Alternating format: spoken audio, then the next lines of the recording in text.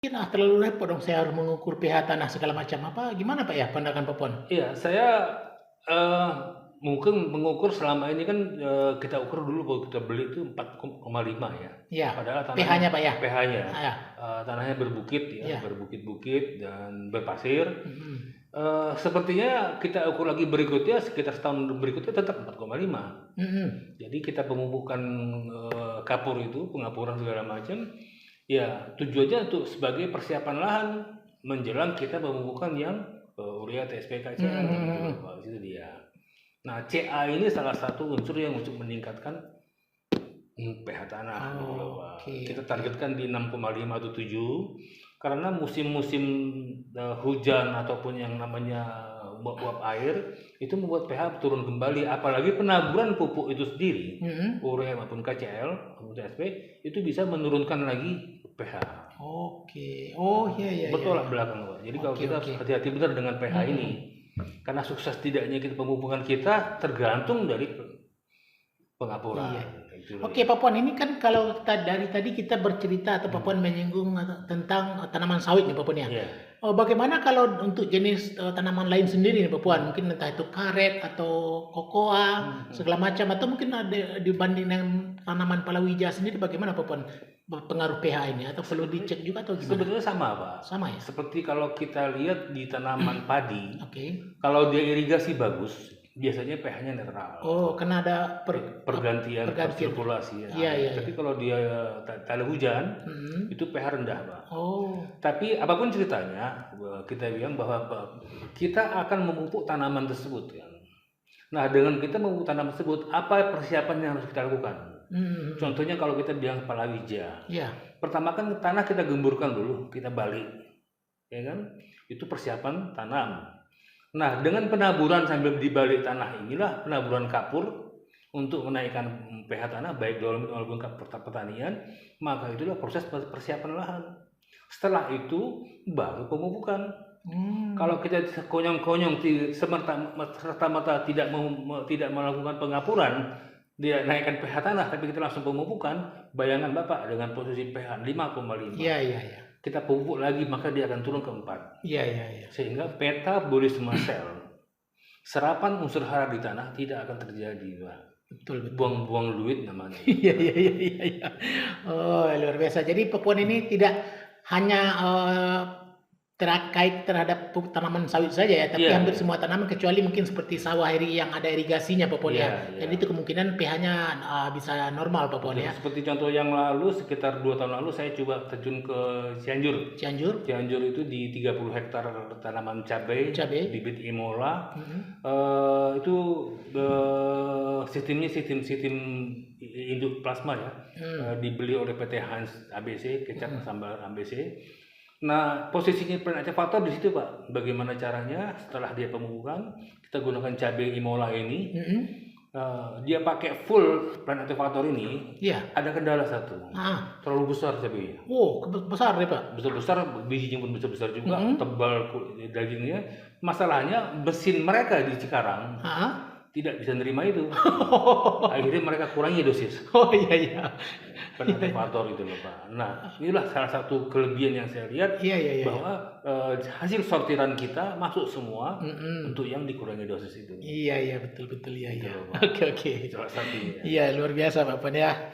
Oke Pak Puan, balik lagi nih kita kalau nih kebetulan kita kan berada di Riau nih Pak Puan ya. Di Riau nih seperti kita ketahui kan paling banyak itu petani sawit ya. Jadi kita akan balik lagi kepada sawit nih Pak Puan. Jadi saya punya kenalan juga nih Pak Puan ya. Dia punya kebun sawit tapi tanahnya ini gambut Pak Puan. Dia merasa pupuk yang dia berikan kepada tanamannya dia sudah cukup Pak Puan ya. Unsur N-nya, unsur P sama unsur K-nya itu merasa dia sudah cukup, tapi hasilnya masih tidak bagus kata dia Pak Puan. Apa kira-kira masalah dia itu Pak Puan? Kalau dia berkenan untuk mengukur pH tanah, baik dengan cara sistem ada kita bilang itu namanya pH indikator yang dicelupkan ke air itu, atau dia pakai yang paling sederhana loh Pak. Paling sederhana itu kalau kita punya kunyit.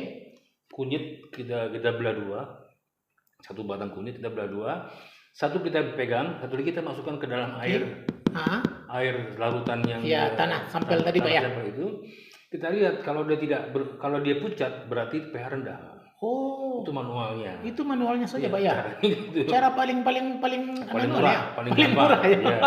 Dia pucat warnanya gitu loh. Iya, iya. Yang dibanding dengan ini jauh sekali dengan kuningnya gitu loh. Oh, Berarti ini pH rendah. Nah, pH di gambut rata-rata 3, Pak. oh jauh daripada standar, Pak ya. Bayangkan Bapak kalau kita bicara soal dolomit di sini, harga dolomit 45.000 satu sak, itu satu batang bisa 5 kilo. Dibutuhkan yang untuk Dibutuhkan PH3 itu, Pak ya. Tapi itu pun juga kadang-kadang masih belum mencukupi. Iya, iya, iya. Itu loh Pak. Jadi ya kita harus combine dengan namanya kaptan ya, kepertanian seperti itu, sehingga bisa lebih menekan biaya. Jika dia nggak mencapai 6,57, itu yang paling menjadi masalah Pak. Oh, 5,7, Pak. 5,5 atau 7, 6,5 atau 7. Oh, 6,5 atau 7, Pak ya. Iya, iya. Di mana posisinya ditambah lagi dengan kerumitan di lahan gambut. Itu lahan kan terdiri dari bekas-bekas guguran daun, batang dan lain yang melapuk ya. Tapi tidak lapuk karena dia tersimpan di dalam air. Iya. Tidak bisa terurai sehingga dia membuat satu permukaan tidak bisa memegang kekuatan, sehingga tanaman sawitnya akan miring-miring ke sana ke sini ya, susah Pak untuk dibuat dia lurus ke atas karena pegangan akar tidak kuat. Iya. Itulah lahan gambut. Jadi di sini proses pengapuran itu wajib sekali Pak. Wajib sekali Pak ya. Iya. Dan jumlahnya tidak bisa tanggung-tanggung, harus full. Harus full ya. Dia ukur dulu, dia taburkan, dia cek lagi ukur berapa kenaikannya. Oke. Itu Pak. Oke Pak Puan, nah ini tadi Pak Puan sudah terangkan nih kalau kita mempunyai kendala di tanah gambut Pak Puan ya.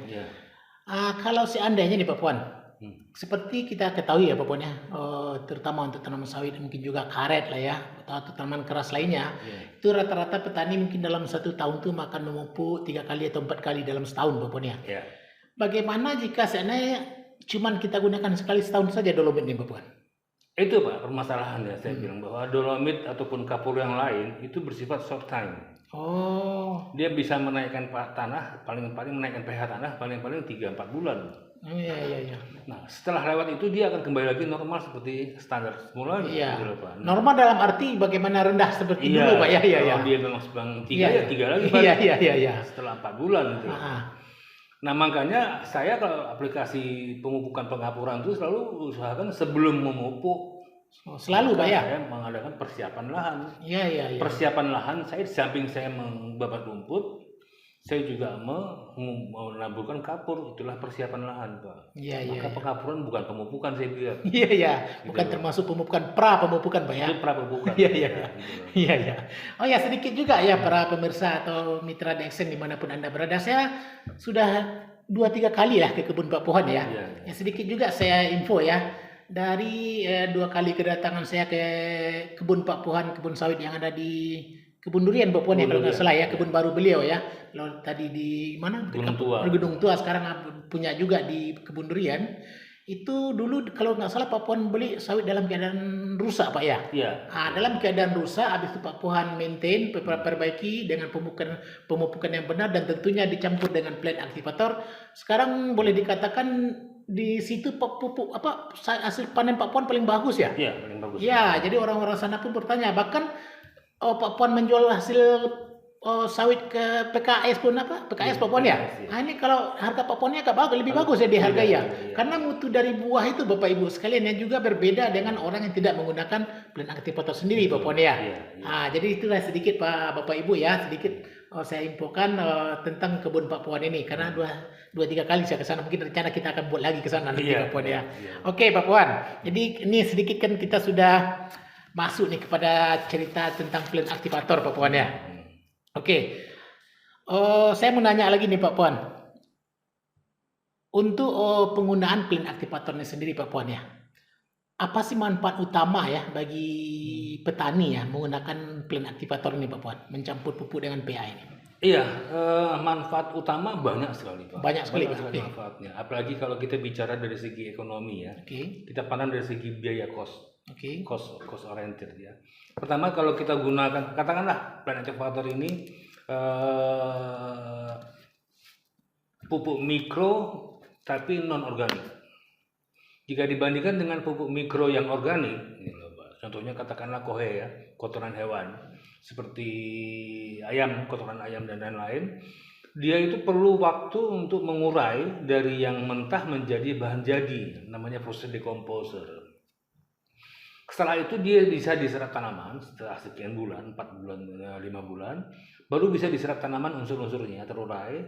Nah, diserap tanaman baru bisa menghasilkan kemudian dalam bentuk buah sawit itu 6 bulan kemudian. Berarti hampir setahun, 10 bulan. Baru dia bisa dijadikan sebagai uang untuk pendapatan petani. Iya. Gitu loh, Pak. Nah, permasalahannya di padang aktivator, beliau ini adalah organik tapi sudah masak, sudah jadi. Nah, di kosnya saya lihat ini harganya sekitar 4.700 per 1 kilogram campuran. Oh, Jadi kalau kita punya 1 kilogram NPK, dia ini 4.700 rupiah gitu loh Pak. Bisa dihitung seperti itu. iya, iya. Sementara kalau kotoran hewan seperti ayam itu, saya lihat bahwa satu pokok itu butuh 2 sak. 2 sak kotoran hewan, Pak. Kotoran hewan. Oke. Jadi isinya sekitar 25 kilo, 2 sak berarti 50 kilogram. Harganya sekitar 12.000, 13.000. Ongkos muat segala macam. Oh. Ya, jadi sekitar 27.500 per pokok Per pokok ya. sawit. Nah, jadi di samping dia lama reaksinya itu bisa diserap tanaman. Yang kedua dia tidak harga tidak masuk, terlalu mahal. Saya hitung kemarin di kebun saya. Akhirnya saya gunakan ini lebih hemat, jauh lebih hemat ini Pak. Lebih ekonomis begitu loh Pak. Di samping tadi bilang tadi bahwa harga pemakaian pupuk aktivator ini di PKS dinilai agak berbeda. Iya.